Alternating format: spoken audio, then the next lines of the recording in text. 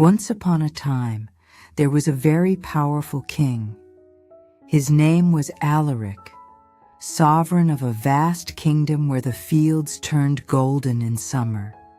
The rivers danced under the moonlight, and castles rose like dreams carved in white stone. Elior had everything a man could ever desire. His riches filled halls so vast that even he hadn't walked them all. The palace ceilings were made of crystal, the staircases sang beneath one's feet, and the gardens were tended by poet gardeners who whispered verses to the flowers.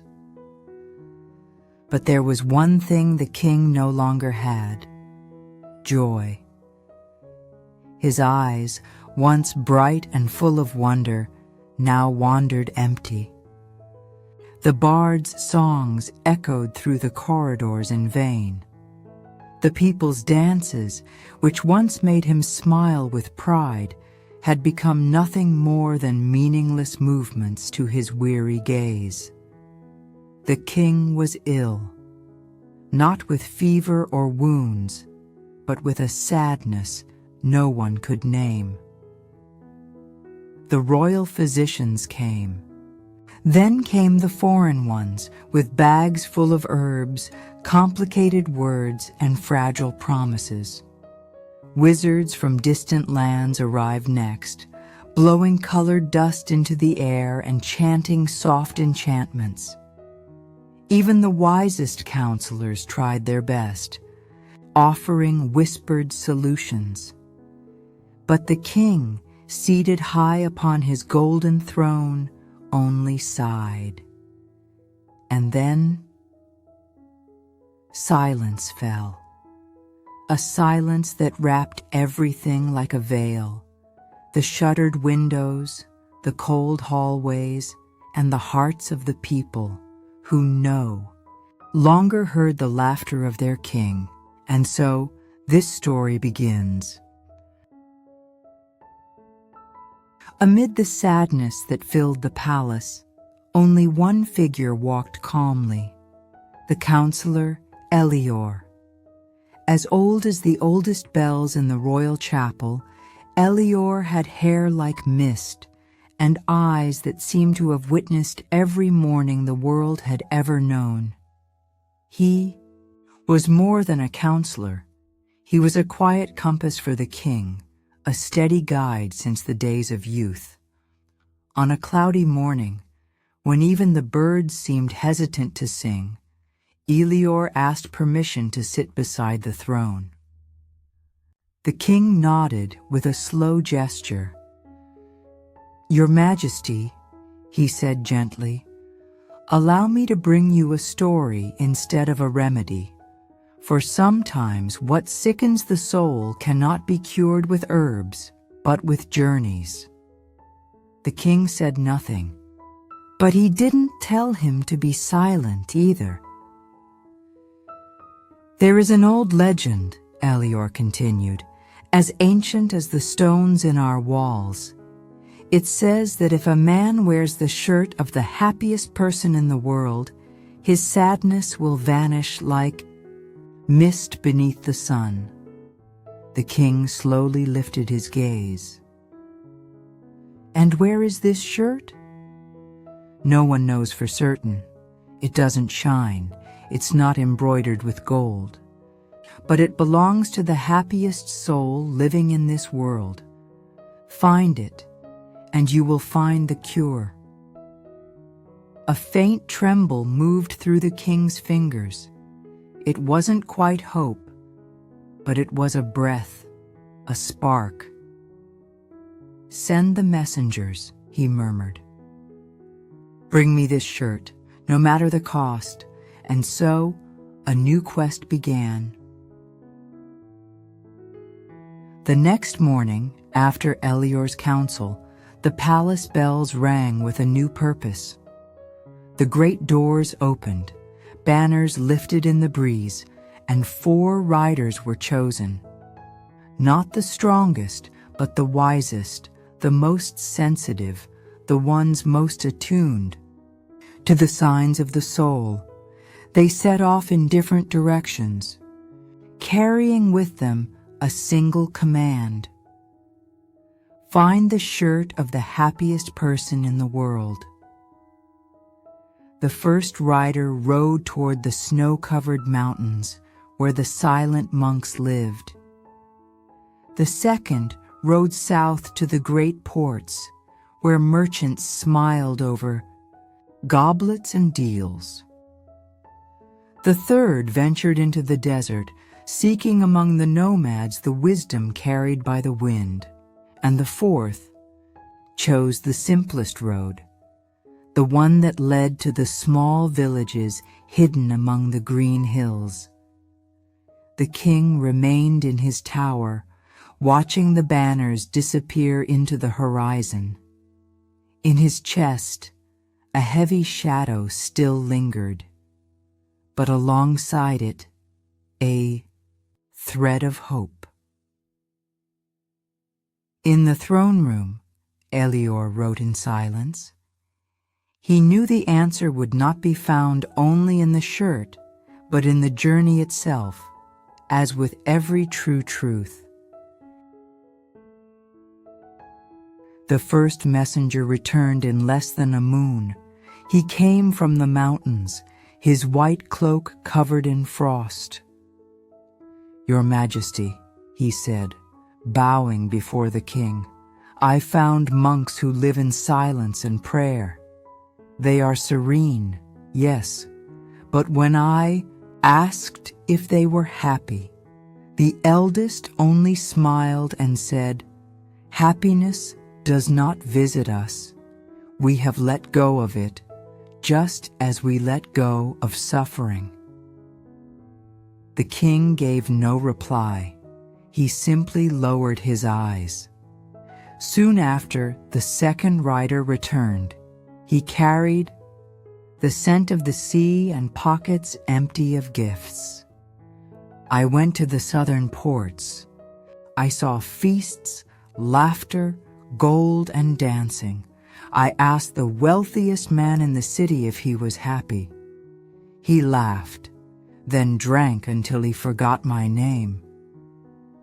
They seemed happy, but they were only distracted," said the rider, sorrow in his eyes. Few more days passed, and the third rider arrived, exhausted from crossing the desert. "I spoke with wise nomads who know the sky better than books. One of them told me, 'True happiness cannot be possessed. Those who chase it lose it. Those who live with a simple heart have already found it.'" The king sighed. "And the fourth rider?" he asked. "He has not returned yet, Your Majesty." Silence. Silence filled with mystery, as if, for the first time, the answer was not far off, but drawing near. As the castle bells fell silent once more, the fourth rider followed roads of clay and the scent of freshly baked bread. He had arrived at a village nestled between hills, as soft as woven blankets. There was no luxury there, no grand celebrations, no doctrines, only simplicity. People sang while tending their gardens. Children chased chickens through the dust. Elderly women wove braids and stories at the same rhythm. It was there that the rider met a woodcutter named Thomas. Thomas lived in a small cabin with his wife, 2 children, and his elderly mother. He worked with calloused hands, laughed with his eyes, and knew the names of every bird that lived nearby. At sunset, the rider asked him the question, "Sir Thomas, would you consider yourself a happy man?" Thomas set down his axe, wiped the sweat from his brow, and thought for a moment. Then he answered calmly, I'm grateful for each morning. I enjoy my work. I love my family. And at night, when I lie down, I sleep in peace." The rider said nothing for a long time. His heart whispered, "It's him." "May I ask you something strange?" he said.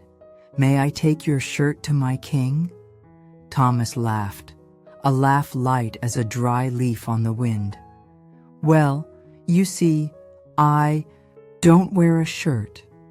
Only this wool vest my wife made for me with love. I've never needed anything else." The rider smiled.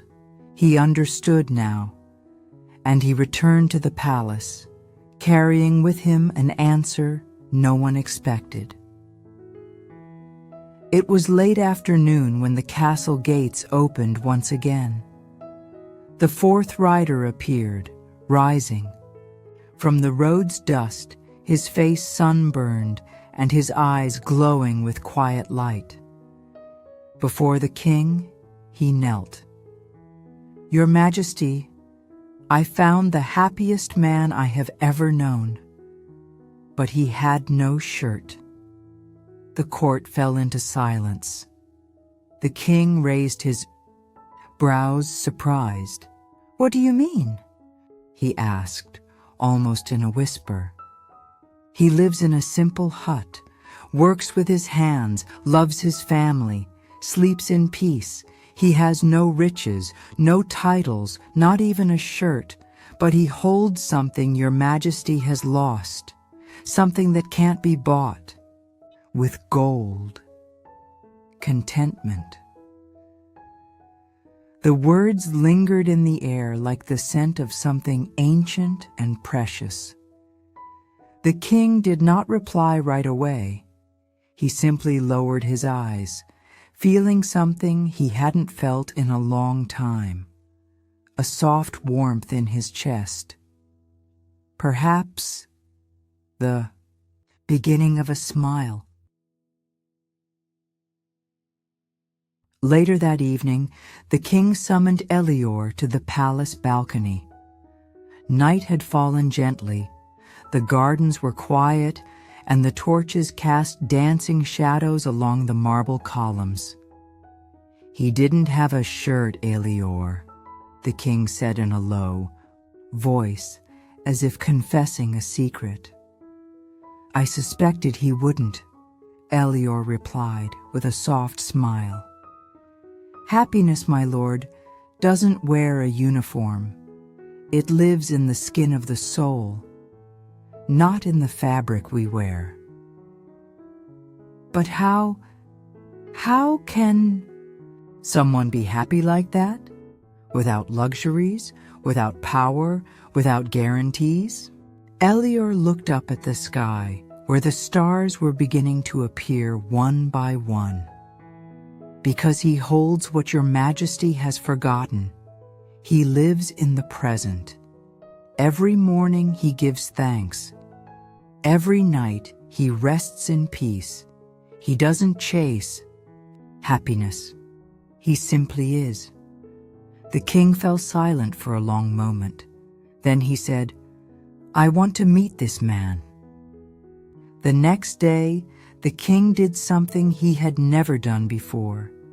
He dressed in simple clothes. He dismissed the royal escort.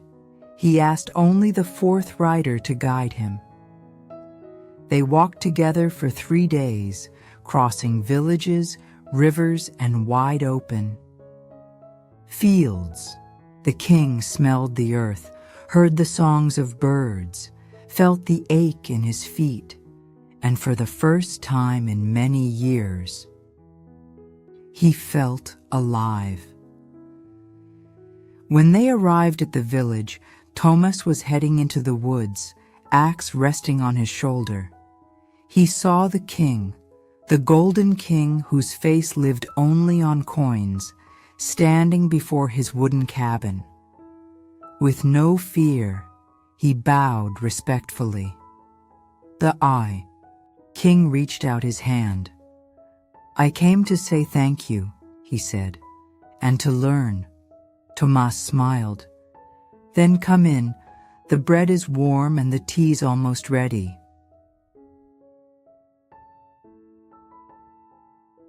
The king spent 3 days in that humble cabin.